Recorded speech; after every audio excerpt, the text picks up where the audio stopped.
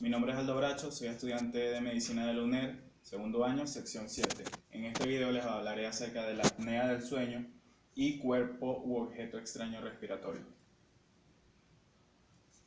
Pero antes de hablar de la apnea del sueño y el cuerpo extraño respiratorio, primero les hablaré acerca de la anatomía y fisiología del sistema respiratorio, además de la fase del sueño. Esto es debido a que para poder hablarles acerca de algunas anomalías patológicas en este sistema, primero debemos hablar de cómo este sistema es normalmente. Bien, el sistema respiratorio es el encargado de realizar el intercambio gaseoso con el medio ambiente. Este es comandado por el sistema nervioso, más exactamente el tronco encefálico y el bulbo raquídeo. Estos mandan estímulos a los músculos y hacen que éste realice su funcionamiento correctamente. Este se puede dividir en vías respiratorias superiores e inferiores. Las vías respiratorias superiores están compuestas por la cavidad nasal, nariz, faringe y laringe. En cuanto a la nariz y la cavidad nasal, son las encargadas de absorber y aspirar el aire y descontaminarlo. En cuanto a la faringe, tiene la función de fonación, deglución y paso de aire. Y la laringe netamente tiene la función del paso de aire, pero influye en las cuerdas bucales. Este da paso a lo que serían las vías inferiores respiratorias. En esta, empezando por la tráquea, quien se desplaza 13 centímetros hacia abajo y bifurca hacia los bronquios, que este tiene 3 fases hasta llegar a los bronquiolos y luego hasta llegar a los alveolos, quienes forman lo que es el pulmón derecho e izquierdo, que están ubicados a ambos lados del mediastino, en donde el izquierdo es un poco más pequeño que el derecho debido al tamaño del mediastino por el corazón.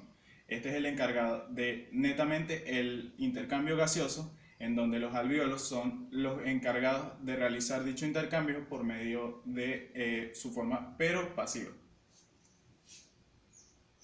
Bien, sabiendo esto, ahora hablaremos acerca de las fases del sueño.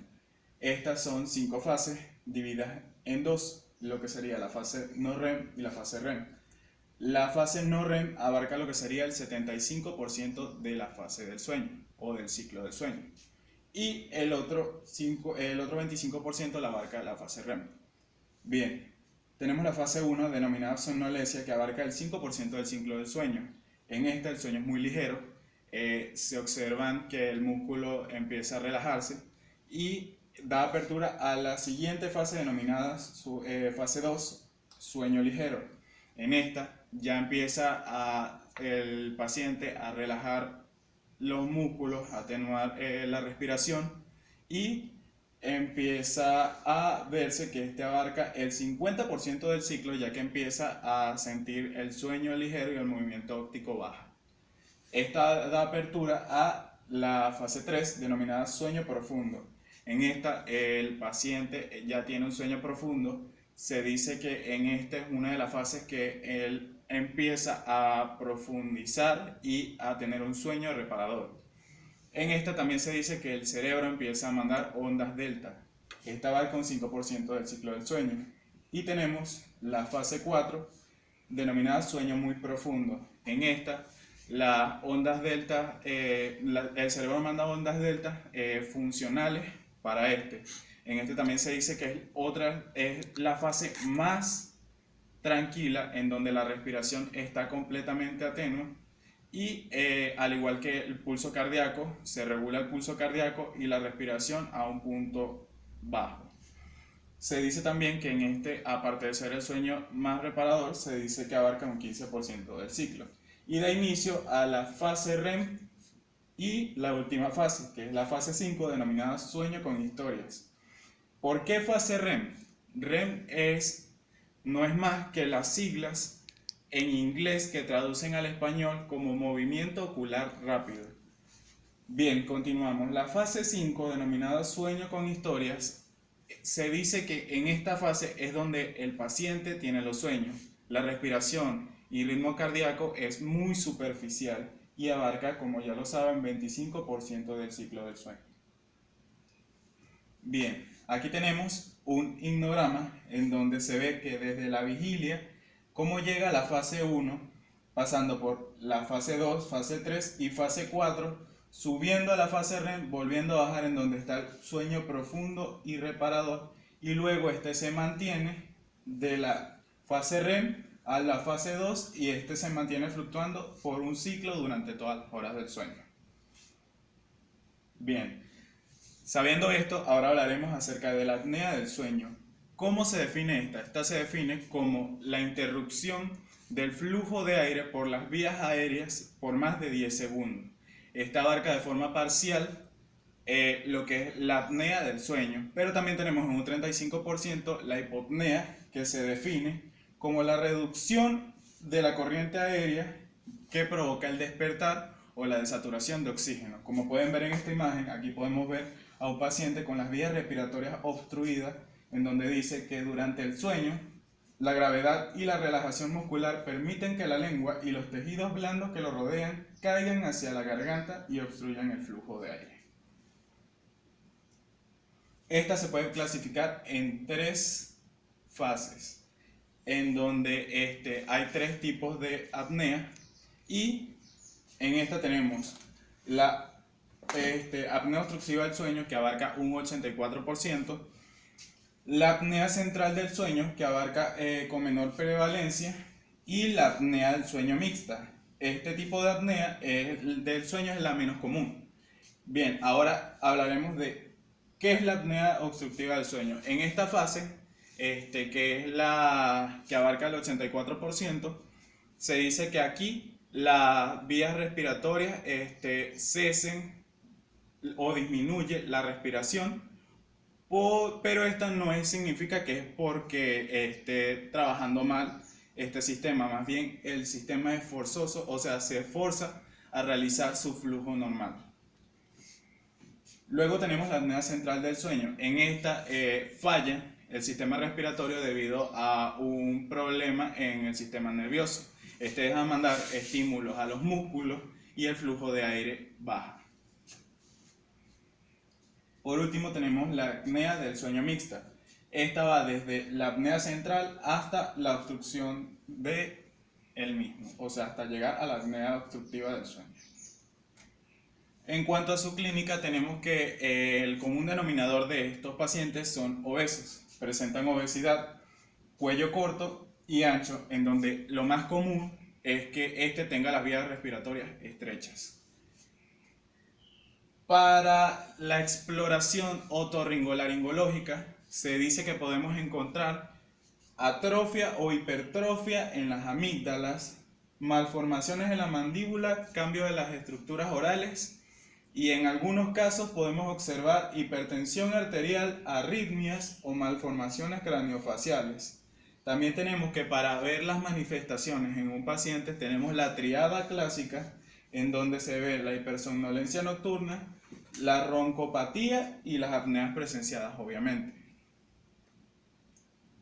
Para notar dichas manifestaciones o para ver cómo está el paciente, podemos realizarlo por 2 clasificaciones, en donde podemos empezar con la clasificación Durant, que esta observa a las amígdalas, y la clasificación de Mallampilli o de la Mallampati, que no es más que la observación del paladar blando y la uva. Diagnóstico. Este va del examen físico al estudio de los síntomas y la polisomnografía nocturna, que no es más que la observación de las características respiratorias, cardíacas y cerebrales del paciente. En esta se ve la estratificación del sueño y la vigilancia de la respiración. Aquí tenemos 3 criterios esenciales para notar si tenemos un paciente apneico. Como lo podemos ver, para saberlo, por lo menos debemos ver la suma del criterio A y B más el C, o del B más el C, o del A más el C. Estos criterios se definen como el criterio A, la hipersomnolencia diurna, es lo que vemos normalmente en un paciente que obviamente no duerme bien. Criterio B, vemos la asfixia durante el sueño. Y por último, obviamente el criterio C, que es el obligatorio, las apneas. En cuanto al tratamiento, tenemos seguimiento médico para las personas que se ven afectadas, son las que, o las más afectadas son las personas obesas, es bajar de peso. En cuanto a otras personas que pueden ser tendientes a esto, se les aconseja eliminar el consumo de alcohol, cigarrillos u otros detonantes etiológicos para estas apneas obstructivas nocturnas. Tenemos, en algunos casos, la cirugía, el CPAP, que para quienes no saben no es más que el mecanismo para hacer presión positiva hacia la tráquea y mantenerlas no obstruidas durante las horas del sueño del paciente. Y por último, para los pacientes que tienen o padecen de estas anomalías, dormir o evitar dormir en posición supina. En cuanto a las complicaciones, tenemos trastornos en los metabolismos, hipertrofia intermitente, algunas enfermedades cerebrovasculares y cardiovasculares. En el caso de las cardiovasculares, las arritmias cardíacas, hipertensión arterial, entre otras. Y en caso de las enfermedades cerebrovasculares, debido a la misma hipoxia, tenemos accidentes cerebrovasculares. Sabiendo esto, ahora hablaremos acerca de otra anomalía obstructiva del sistema respiratorio, como lo es cuerpo u objeto extraño respiratorio. Esto no es más que la absorción o aspiración de cuerpo extraño respiratorio, de un cuerpo extraño en lo que sería la tráquea, los bronquios, al igual que en lo que sería la laringe. Esto puede ser un objeto ya sea orgánico o inorgánico, y aquí se ven afectadas ya sea por inflamación u obstrucción las vías respiratorias. En cuanto a la clínica, depende de si el evento fue presenciado, la edad del paciente, que normalmente en los pacientes se observa que son niños menores de 12 años o inclusive lactantes, y observar el evento transcurrido o en qué momento fue, al igual que la localización del objeto extraño. Tiene tres manifestaciones clínicas claves, como lo son en el objeto extraño laringeo, cuando es objeto extraño traqueal o cuando es objeto extraño bronquial. En el caso del objeto extraño laringeo se observa que es del 2 al 12%, presenta los síntomas más fuertes y puede ir desde una cianosis, una asfixia y llegar inclusive hasta la muerte. Bien, en cuanto al objeto extraño traqueal, esta abarca el 100% de los casos y va desde los estritos, la tos y la sofocación. Por último tenemos el objeto extraño bronquial, que es el más común o frecuente, en donde se ve afectado es el bronquio principal derecho, y va desde la tos y las sibilancias muy fuertes. Bien, normalmente el paciente con la tos lo más frecuente es que expulse pero también puede ocurrir que se desvíe, y aquí es donde vamos a hablar acerca del segundo periodo asintomático. ¿Qué sucede en Si no se trata, olvida tratarse, el paciente puede llegar a tener inflamación o infección, inclusive llegar a la atelectasia o neumotórax. En cuanto a las emergencias médicas, podemos notarlo fácilmente con una dificultad respiratoria o cianosis. El paciente se ve cianótico. En cuanto al diagnóstico, se basa en tener una alta sospecha de lo que sería en cuanto a ver por medio de una palpación o la cianosis o ver las vías respiratorias obstruidas o inflamadas, y al igual que notar los síntomas de asfixia en el paciente. Se observa también disnea por la misma obstrucción e inclusive sibilancias por lo mismo. El diagnóstico diferencial va dirigido a enfermedades como el asma, neumonía o epiglotitis, entre otras. El examen, en cuanto también tenemos examen físico, que va desde el golpe palpable, la palmada audible o sibilancias mastoideas. En cuanto al tratamiento, tenemos atención inmediata. Esto va desde la maniobra de Hayes o de Heimlich, que va desde colocar el puño cerrado, o se basa en colocar el puño derecho cerrado en el punto medio del epigastrio y empujar hacia adentro y hacia arriba, de manera de que el paciente expulse el objeto dentro de él.